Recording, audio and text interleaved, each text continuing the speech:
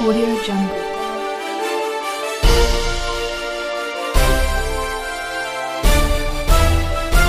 Audio Jungle. विद्यार्थियों, मैं विनय coaching Palsana YouTube channel पर आपका हार्दिक स्वागत करता हूं।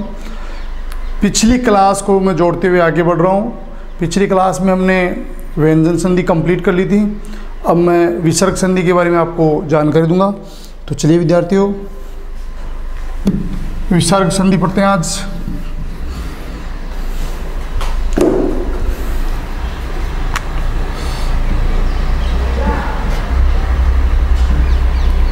विसर्ग संधि, ध्यान देना, हमने विसर्ग संधि के बारे में थोड़ा सा पढ़ लिया था कि विसर्ग संधि क्या होती है। जैसे दोबारा बता देता हूँ परिभाषा।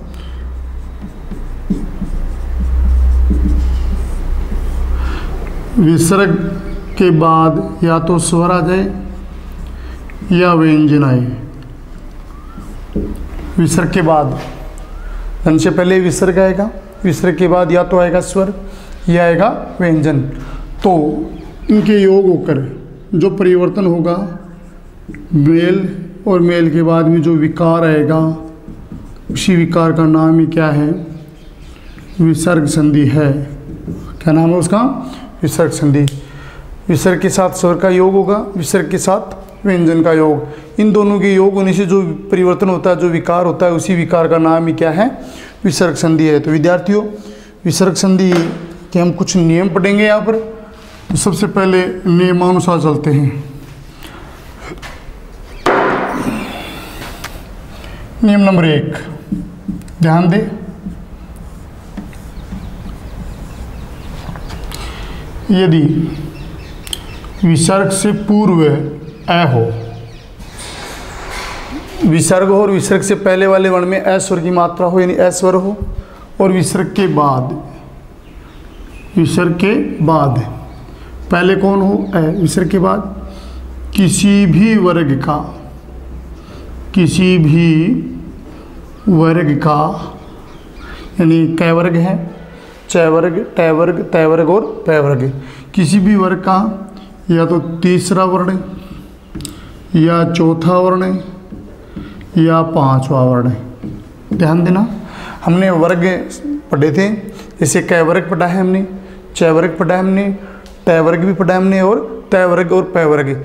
इनका या तो तीसरा वर्ण हो या चौथा वर्ण हो या पांचवा वर्ण हो, या फिर य, र, ल, व या है, इनमें से कोई भी वर्ण हो। ध्यान दें विद्यार्थियों, विसर्ग से पहले कौन होगा? अ। विसर्ग के बाद किसी भी वर्ग का तीसरा वर्ण होगा, चौथा वर्ण होगा, पांचवा वर्ण होगा, या य, र, ल, व, है में से कोई भी वर्ण आ जाए तो इन दोनों के स्थान पर, अर्थात अ और विसर्ग के स्थान पर क्या हो जाएगा? ओ कर दिया जाएगा। ध्यान देना, अ और विसर्ग के स्थान पर क्या बदलाव कर दिया जाएगा? ओ का आगमन हो जाएगा, ओ के रूप में बदल देंगे। जैसे हम बात करते हैं मन है नने योग। ध्यान दें, विसर्ग से पूर्व अ और विसर्ग के बाद में ये, तो इन दोनों के स्थान पर, अर्थात अ और विसर्ग, इन दोनों के स्थान पर क्या कर दिया जाएगा? ओ। इस ओ स्वर की मात्रा न में लगा देंगे तो शब्द क्या बन जाएगा? मनोयोग। ऐसे ही मन है धन्य बल, मन है धन्य बल है। विद्यार्थियों ध्यान देना, विसर्ग से पूर्व अ है, विसर्ग के बाद में ब बोले तो किसी भी वर्ग का प, फ, ब तीसरा वर्ण है। तो ये ब कौन सा वर्ण है? तीसरा वर्ण है। तो इन दोनों के स्थान पर क्या हो जाएगा? ओ। तो शब्द क्या बन जाएगा? मनोबल। तो नया शब्द क्या बन जाएगा हमारा? मनोबल। ऐसे ही मन है धने रथ, विसर्ग से पूर्व एर, विसर्ग के बाद में रह, तो क्या बन जाएगा? मनोरथ। क्या बन जाएगा? मनोरथ। ऐसे ही सरह धने जय, विसर्ग से पहले एर, विसर्ग के बाद में तीसरा वर्ण, तो क्या बन जाएगा विद्यार्थियों? सरोज। ऐसे ही मनः धने जय, मनः धने जय, विसर्ग ए और तीसरा वर्ण तो क्या बन जाएगा विद्यार्थियों, मनोज। ऐसे ही यश है धन गान, विद्यार्थियों विसर्ग से पूर्व और विसर्ग के बाद भी किसी भी वर्ग का तीसरा वर्ण है तो क्या बन जाएगा, यशोगान। शब्द क्या बन जाएगा, यशोगान। देखो विद्यार्थियों एक बार फिर से देखें, नियम नंबर 1 है, यदि विसर्ग से पहले ए हो, विसर्ग से पहले क्या हो, ए, विसर्ग के बाद या तो किसी भी वर्ग का तीसरा वर्ण हो या चौथा वर्ण हो या पांचवा वर्ण हो या यह र ल व है, इनमें से कोई भी वर्ण आता है ए और विसर्ग के स्थान पर क्या हो जाता है, ओ हो जाता है। जैसे मनहदन योग मनोयोग, मनहदन बल मनोबल या मनोबल, मनहदन रथ मनोरथ, सरहदन जय सरोज और मनहदन जय मनोज और यशहदन गान यशगान। ऐसे एक उदाहरण और ले लेते हैं, और वह यशहदन धरा ए और चौथा वर्ण आ गया तो क्या बन जाएगा, यशोधरा। तो क्या शब्द बन जाएगा हमारा, यशोधरा। तो यह है विद्यार्थियों विसर्ग संधि का पहला नियम, यानी विसर्ग से पूर्व क्या हो, ए हो और विसर्ग के बाद किसी भी वर्ग का तीसरा वर्ण हो, चौथा वर्ण हो या पांचवा वर्ण हो या फिर यह र ल व है में से कोई भी वर्ण हो तो ए और विसर्ग दोनों का योग होकर ओ हो जाता है। यह है विसर्ग संधि का पहला नियम। अब चलते हैं विसर्ग संधि के दूसरे नियम में। विसर्ग संधि का दूसरा नियम, ध्यान देना, विसर्ग हो और विसर्ग से पहले क्या हो, ए हो। ध्यान दें विद्यार्थियों, नियम नंबर 2, विसर्ग से पहले ए और विसर्ग के बाद भी कै खे पै फै, इनमें से कोई भी वर्ण आ जाए। छोटा सा नियम है, ध्यान देना साथियों, विसर्ग से पहले ए हो और विसर्ग के बाद कै ख पै फै में से कोई भी वर्ण आ जाए तो क्या करना है, कुछ भी नहीं करना। 2 नियम है हमारे पास, एक विसर्ग ज्यों का त्यों, ज्यों का त्यों, एक तरफ तो क्या कर देंगे विसर्ग ज्यों का त्यों, एक तरफ कर देंगे विसर्ग के स्थान पर विसर्ग का बदलाव कर देंगे और विसर्ग के स्थान पर किसका परिवर्तन आ जाएगा, सदंत्य हो जाएगा। ध्यान देना, विसर्ग क्या क्या हो जाएगा, ज्यों का त्यों, विसर्ग ज्यों का त्यों, ज्यों का त्यों। और दूसरी तरफ पढ़ेंगे दंते से का आगमन, अर्थात विसर्ग के स्थान पर किसका आगमन हो जाएगा, से का आगमन हो जाएगा। देखिए विद्यार्थी उदाहरण, जैसे इधर ले लेते हैं, मन है धने कामना, कई बार शब्द शुद्धिकरण में आ चुका है विद्यार्थियों। नियम नंबर दोबारा देखें भी 2, यदि विसर्ग से पहले ए और विसर्ग के बाद कै ख पै फै में से कोई भी वर्ण आता है तो विसर्ग या तो ज्यों का त्यों हो जाता है या विसर्ग के स्थान पर सदंत्य हो जाता है। जैसे विद्यार्थियों मन है धन कामना, विसर्ग से पहले ए है, विसर्ग के बाद में कै है, तो इस विसर्ग ज्यों का त्यों रह जाएगा और हमारा शब्द क्या बन जाएगा, मन है कामना। शब्द क्या बन जाएगा, मन है कामना। ऐसे शब्द है प्रातः है धन्य काल, हमारा शब्द बन जाएगा प्रातः काल। ऐसे ही अधः है धन्य पतन, ध्यान देना विद्यार्थियों, विसर्ग से पहले एर, विसर्ग के बाद में पै, तो क्या बन जाएगा, अधोपतन नहीं होगा। कई बार शब्द शुद्धिकरण में आ जाता है शब्द और हमारा शब्द रहेगा हमेशा अधः पतन ही रहेगा। ऐसे ही मन धन फले, कई बार हम लिख देते हैं मनोफले, जबकि मनोफल नहीं होता, मन फल ही रहता है, मन है फले।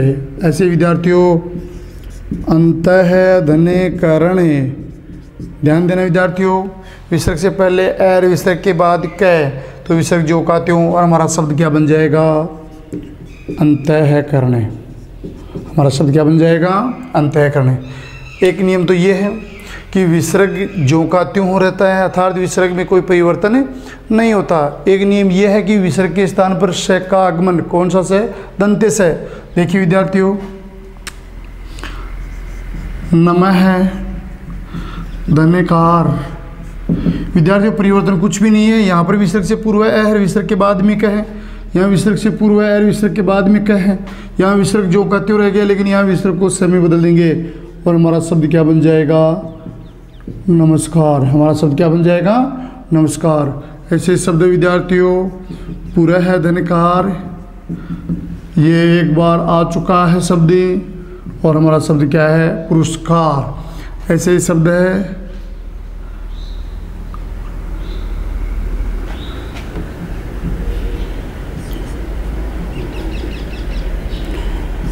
वन है धन्यपति। ध्यान देना विद्यार्थियों, विसर्ग से पूर्व है, विसर्ग के बाद में पै, हमारा शब्द क्या बन जाएगा, वनस्पति। ऐसे ही वाचा है धनपति, क्या बन जाएगा, वाचस्पति। नया शब्द क्या बन जाएगा, वाचस्पति। ध्यान दो। ऐसे ही श्रेय है धने कर, और हमारा शब्द क्या बन जाएगा, श्रेयस्कर। यह है विद्यार्थियों विसर्ग संधि का दूसरा नियम। दोबारा देखो एक बार। विसर्ग संधि में विसर्ग से पूर्व ए हो, विसर्ग के बाद या तो कै, ख, पै, फै में से कोई भी वर्ण आ जाए तो विसर्ग ज्यों का त्यों या विसर्ग का सदंते से, यहाँ ध्यान देना कौन सा से हो जाएगा, सदंते से। कौन सा हो जाएगा, दंते से हो जाएगा। इस चीज़ का विशेष ध्यान रखना है। विसर्ग ज्यों का त्यों रहता है और विसर्ग का सदंते हो रहा है। यह है नियम नंबर आपका 2। अब बात करते हैं नियम नंबर 3 की।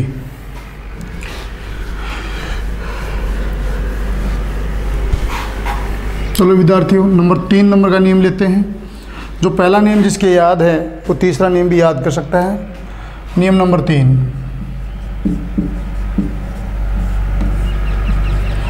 नियम नंबर 3 देखो विद्यार्थियों, विसर्ग हो और विसर्ग से पूर्व है, या तो ई हो या उ हो। ध्यान देना, अभी विसर्ग से पहले फर्स्ट नियम में भी ए था और सेकंड नियम में भी ए था। अब यहाँ ई या उ की बात करेंगे। विसर्ग से पूर्व या तो ई या दीर्घ उ, और विसर्ग के बाद किसी भी वर्ग का या तो तीसरा वर्ण या चौथा वर्ण या पांचवा वर्ण। ध्यान देना विद्यार्थियों, तीसरा, चौथा, पांचवा, या फिर वही य, रे, ले, व।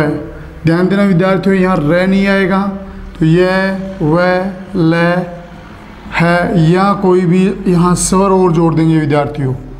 क्या जोड़ देंगे यहाँ पर, स्वर। ध्यान देना, विसर्ग से पूर्व कौन हो, ई या उ, और विसर्ग के बाद या तो तीसरा वर्ण हो या चौथा वर्ण हो या पांचवा वर्ण हो, या फिर ये, व, ल, है, या कोई भी स्वर आ जाए। तो हमें क्या करना है, इस विसर्ग को बदल देना है। इस विसर्ग के स्थान पर परिवर्तन, बदलाव, और विसर्ग का परिवर्तन क्या हो जाएगा, विसर्ग का परिवर्तन हो जाएगा र, और र कैसा रहेगा, हलंत। ध्यान देना, विसर्ग से पूर्व ई या उ हो, और विसर्ग के बाद या तो तीसरा वर्ण हो, चौथा वर्ण हो या पांचवा वर्ण हो, या फिर यह, वह, ल, है, या कोई भी स्वर आ जाए तो विसर्ग को किस में बदल देना है, र में बदल देना है। ये इनमें से कोई भी वर्ण आता है तो विसर्ग आधा ही रह जाएगा। अगर कोई स्वर आता है तो उस स्वर की मात्रा र में लगा दी जाती है। देखिए विद्यार्थियों, जैसे नि है धने, धने। ध्यान देना विद्यार्थियों, विसर्ग से पूर्व कौन है, ई। विसर्ग के बाद में वर्ण कौन सा है, त, थ, द, ध, चौथा वर्ण है, तो विसर्ग का र हो जाएगा, विसर्ग का र। तो क्या बन जाएगा विद्यार्थियों, निर्धने। ऐसे ही नि है धने बले, तो विद्यार्थियों क्या बन जाएगा शब्द, निर्बले। रह आधा है तो ऊपर चला जाएगा। ऐसे विद्यार्थियों नि है धने जने, शब्द क्या बन जाएगा, निर्जने।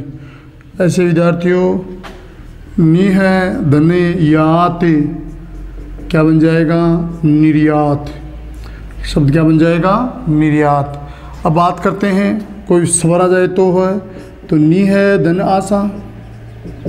ध्यान देना विद्यार्थियों, विसर्ग का हो गया रे, आ की मात्रा लगेगी तो हो जाएगा रा, आ की मात्रा लगती है क्या हो जाएगा रा, तो हमारा शब्द बन जाएगा निराशा।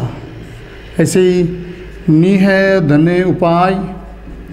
ध्यान देना विद्यार्थियों, विसर्ग से पूर्व ई और विसर्ग के बाद में स्वर उ, तो विसर्ग का हो गया रे और उ की मात्रा लगेगी तो क्या हो जाएगा रू, और हमारा शब्द क्या बन जाएगा निरूपाय।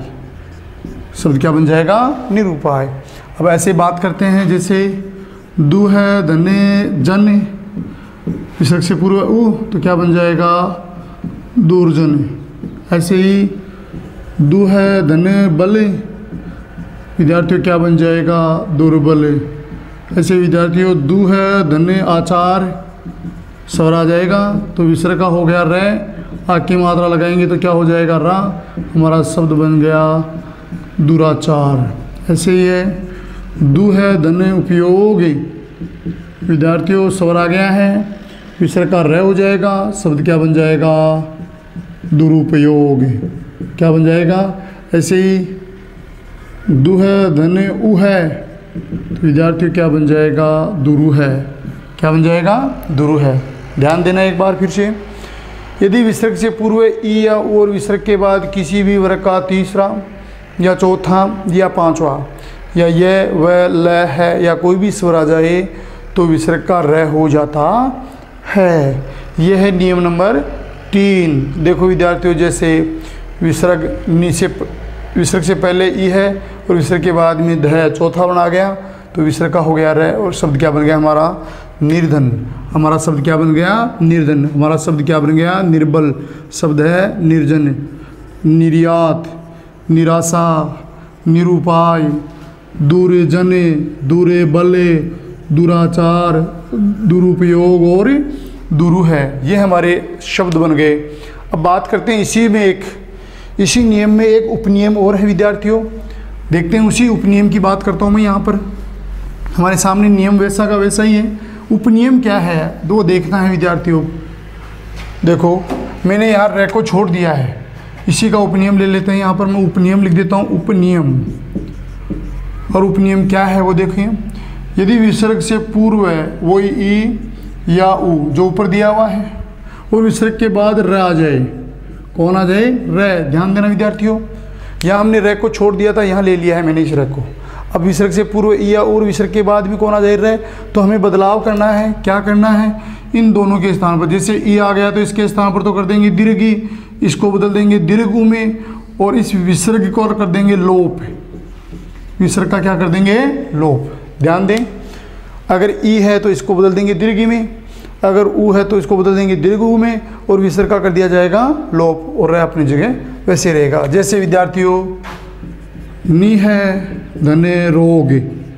ध्यान देना विद्यार्थियों, नियमानुसार चलते हैं। विसर्ग से पूर्व कौन है ई, विसर्ग के बाद में कौन है र। विसर्ग ई का तो हो गया दीर्घ, तो नी का तो हो जाएगा नी, और विसर्ग का हो जाएगा लोप और रोग। तो हमारा शब्द क्या बन जाएगा निरोग। शब्द शुद्धिकरण में कई बार आ चुका है। निरोग कैसे लिखा जाता है, संधि विच्छेद क्या होगी, तो निरोग में कौन सी संधि है, विसर्ग संधि है। ऐसे ही नी है धन्य रव। विद्यार्थियों नी का तो हो जाएगा नी, विसर्ग हट जाएगा और हमारा शब्द क्या बन जाएगा नीरव। ऐसे शब्द है नी है धन्य रस। विद्यार्थियों ई का तो हो जाएगा नी और शब्द क्या बन जाएगा नीरस। ऐसे विद्यार्थियों दु है धन्य राज। विद्यार्थियों विसर्ग से पूर्व है उ का तो हो जाएगा दीर्घ उ और शब्द बन जाएगा दु, और विसर्ग का लोप हो जाएगा, शब्द क्या बन जाएगा दुर्राज। ऐसे विद्यार्थियों चक्षु है धन्य रोग। चक्षु है धन्य रोग। विसर्ग से पूर्व है उ, विसर्ग के बाद में र, इस उ का तो हो जाएगा दीर्घ और विसर्ग का हो जाएगा लोप। हमारा शब्द क्या बन जाएगा चक्षुरोग। शब्द क्या बन जाएगा चक्षुरोग। देखो विद्यार्थियों दोबारा नियम नंबर 3, विसर्ग से पूर्व ई या उ और विसर्ग के बाद किसी भी वर्ग का या तो तीसरा या चौथा या पांचवा या ये व ल है, इनमें से कोई भी या फिर कोई स्वर आ जाए तो हमें क्या कर देना है, विसर्ग का र कर देना है। लेकिन इसी का उपनियम ये कहता है कि विसर्ग से पूर्व ई या और विसर्ग के बाद र आ जाए तो ई का तो दीर्घ ई हो जाएगा और उ का दीर्घ उ हो जाएगा और विसर्ग का लोप हो जाएगा। यह है विद्यार्थियों नियम नंबर 3। अब बात करते हैं नियम नंबर 4 की। अगर आपके दूसरा नियम याद है तो विद्यार्थियों नियम नंबर 4 भी याद आपके। चलिए नियम नंबर 4 करते हैं। छोटा सा नियम है।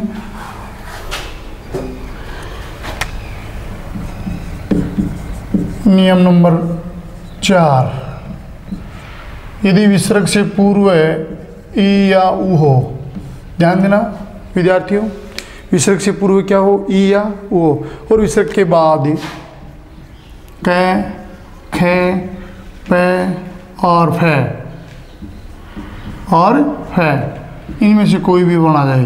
ध्यान देना विद्यार्थियों, विसर्ग से पूर्व कौन कौन हो, या तो ई हो या ऊ हो, विसर्ग के बाद कौन हो, कै, खे, पे, फे में से कोई भी वर्ण आ जाए तो अब बदल देना है किसको, इस विसर्ग को, और विसर्ग का स हो जाता है। स कौन सा हो जाएगा विद्यार्थियों, मूर्धन्य स। कौन सा स हो जाएगा, मूर्धन्य स। ध्यान देना, विसर्ग से पूर्व ई या ऊ और विसर्ग के बाद कै, खे, पे, फे में से कोई भी आ जाता है तो विसर्ग का स मूर्धन्य हो जाता है। जैसे विद्यार्थियों नी है धने कलंके, ध्यान दें, नी है धने कलंके, ये हमारा उदाहरण है। विसर्ग से पूर्व ई है, विसर्ग के बाद में कै है, तो नया शब्द क्या बन जाएगा, इस विसर्ग के स्थान पर क्या बन जाएगा, स, और शब्द क्या बन गया, निष्कलंक। क्या बन जाएगा, निष्कलंक। ऐसे ही विद्यार्थियों नि है धने कर्ष, क्या बन जाएगा विद्यार्थियों, निष्कर्ष। शब्द क्या बन जाएगा, निष्कर्ष। ऐसे विद्यार्थियों नि है धने पापे, तो हमारा शब्द क्या बन जाएगा, निष्पाप। ऐसे विद्यार्थियों दु है धने फले, ध्यान देना, विसर्ग से पूर्व उ, विसर्ग के बाद में फे, तो हमारा शब्द क्या बन जाएगा, दुष्फले। ऐसे ही दु है धने परिणाम, तो विद्यार्थियों शब्द क्या बन जाएगा हमारा, दुष्परिणाम।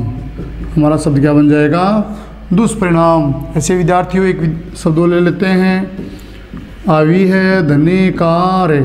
देखो विद्यार्थियों विसर्ग से पूर्व ई, विसर्ग के बाद में कै, हमारा शब्द क्या बन गया, आविष्कार। ऐसे ही शब्द है बही है धने कार्य, तो विद्यार्थियों हमारा शब्द क्या बन जाएगा, बहिष्कार। शब्द क्या बन जाएगा, बहिष्कार।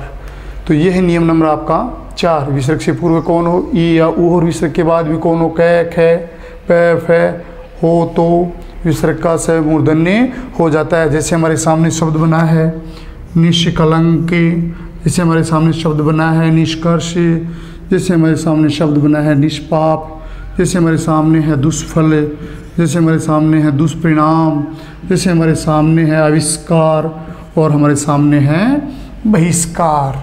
तो ये था विद्यार्थियों विसर्ग संधि का नियम नंबर 4। तो इसके बाद नेक्स्ट क्लास में हम विसर्ग संधि को आगे बढ़ाएंगे। तब तक के लिए धन्यवाद विद्यार्थियों।